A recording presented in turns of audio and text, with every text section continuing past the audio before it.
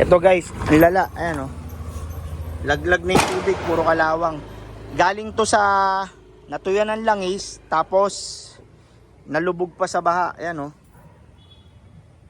Tapos yung tambucho, sige ayan na. Sige, bus mo na. Ang lala. Ang gagawin ko rito, palit block, palit cylinder. Tos gas to. Ano to, natuyan ng langis, nalubog pa sa baha. Yung pipe nito, puro tubig din. Yan.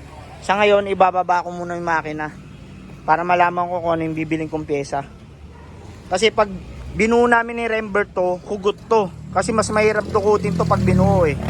Uhugutin ko yung buong makina. Yan. Sa magpapagawa ng motor, January, kakanan na kami lahat ng motor. Yan. Choy Nori, saka mga motor, kakanay na namin ni Rembert. Saka magdadalawang helper na ako. Yan.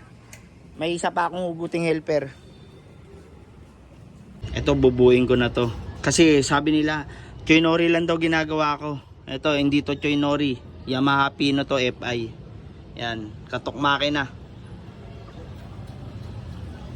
Yan. Yamaha Pino yan. Hindi Choy Nori yan. Kasi sinasabi na iba, Choy Nori lang daw ginagawa ko eh. Choy Nori lang daw alam ko gawin. Katok makina nito.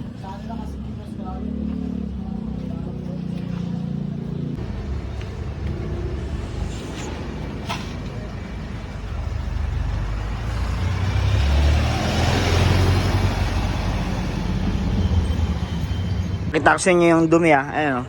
Nabaha kasi ito eh. Bago kumatok. Ayan, dumi. Nasalpa ko na. Sure ball, naka-timing. Ito ang timing yan. Itong bilog, kailangan makita nyo may guwit kasi yan eh. May guwit yan sa loob. Kailangan sentro yan. Saka dito. Ito yung top dead set nyan. Ito. May guwit dyan. May marking yan saka arrow. Kailangan ito saka yung arrow. Itong arrow saka itong guwit naka-align. Tapos ito, ipipress nyo yan para nakatukod yung timing guide nyo. Yung timing, itong plastic, kailangan matigas yan. Ito yung nakatukod.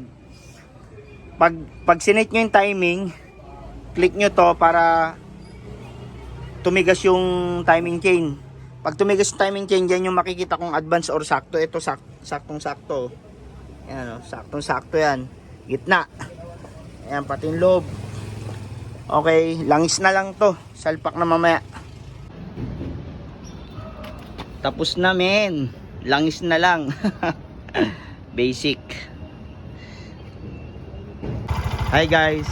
So ito, napa-start ko na.